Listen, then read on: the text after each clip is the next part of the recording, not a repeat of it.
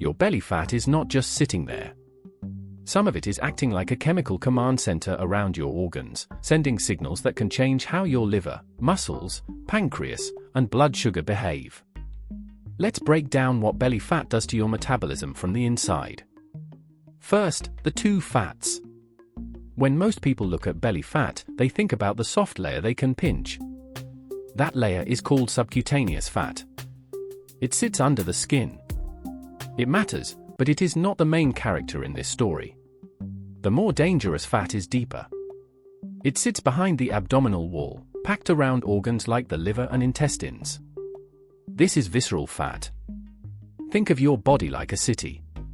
Subcutaneous fat is the storage warehouse on the edge of town. It can hold extra fuel. It is not harmless, but it is designed for storage. Visceral fat is different. It is a warehouse built right beside the power grid, the traffic office, and the emergency dispatch center. When that warehouse expands, it does not just take up space. It starts disturbing the control systems. Second, the storage myth. The old belief was simple. Fat stores calories, and that is all. That sounds logical. But biologically, it is incomplete.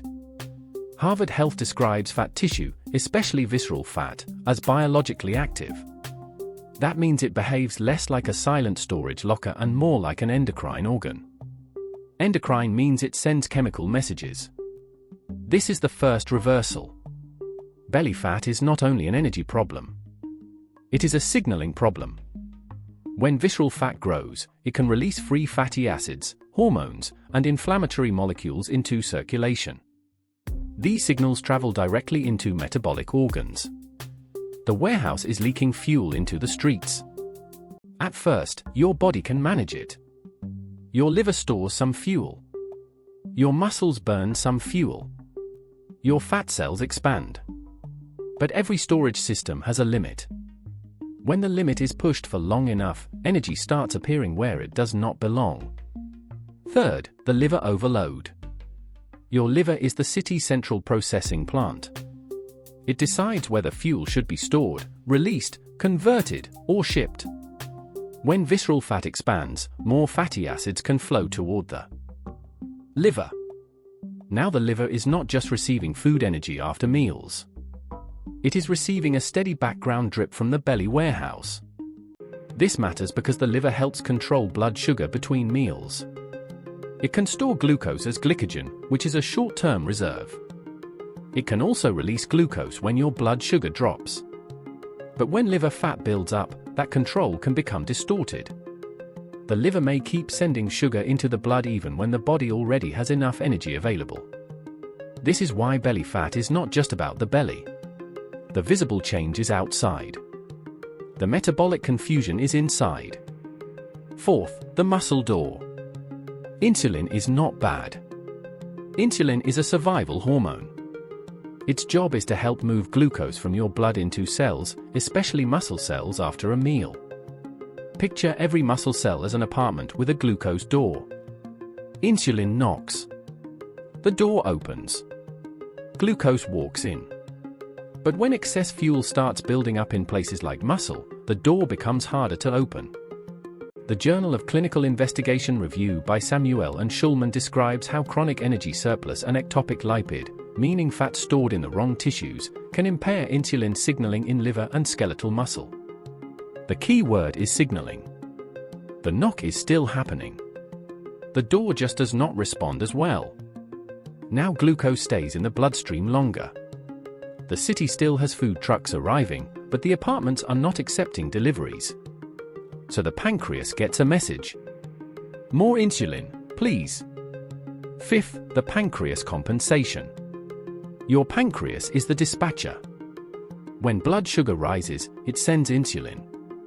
In the early stages of insulin resistance, the pancreas often works harder. It releases more insulin to push the same amount of glucose into resistant cells. From the outside, you may feel normal. Your fasting glucose may even look acceptable for a while. The dispatcher is just working overtime. This is the trap. You may think, if my blood sugar is not officially high, nothing is happening.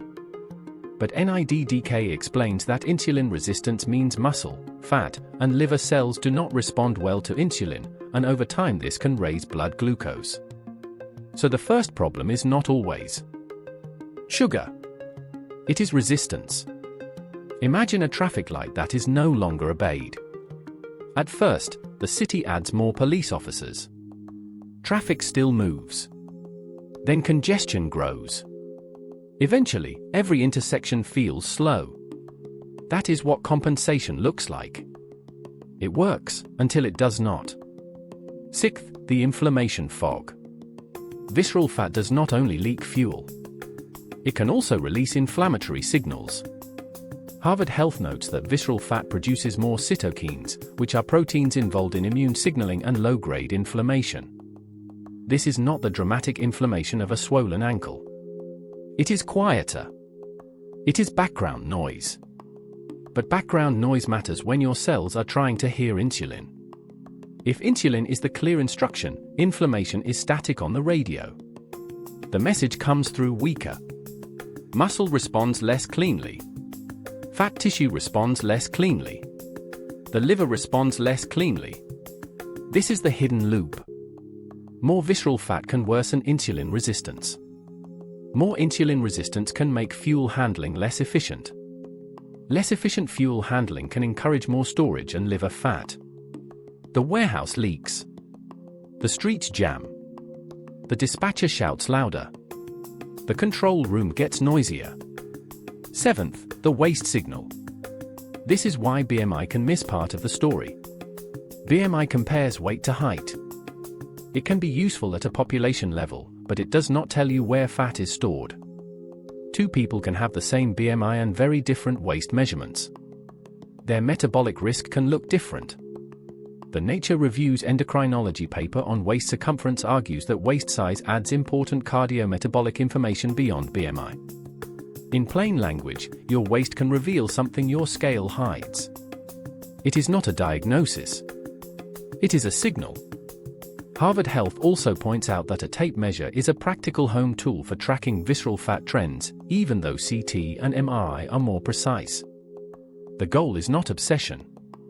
The goal is awareness. If your waist is steadily growing, the warehouse may be expanding toward the control center. Eighth, the spot reduction myth. Here is the part the fitness industry often gets wrong. You cannot crunch your way into selectively draining visceral fat from one exact area. The idea feels intuitive. Work the belly, burn the belly. But the body does not work like a targeted vacuum cleaner. The safer goal is lowering the total overflow pressure. That means improving how the whole city handles fuel. Movement helps muscles become better glucose sinks. A walk after meals, strength training, and regular aerobic activity all create places for glucose to go.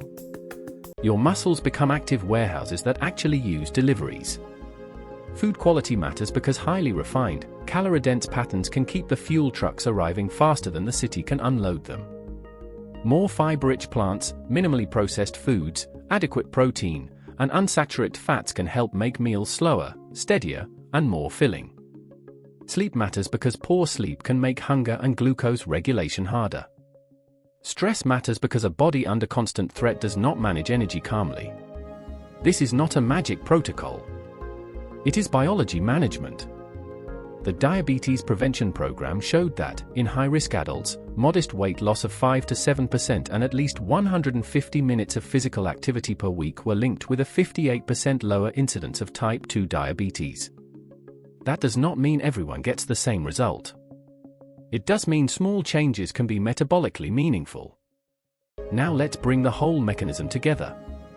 Belly fat begins as storage. That is normal.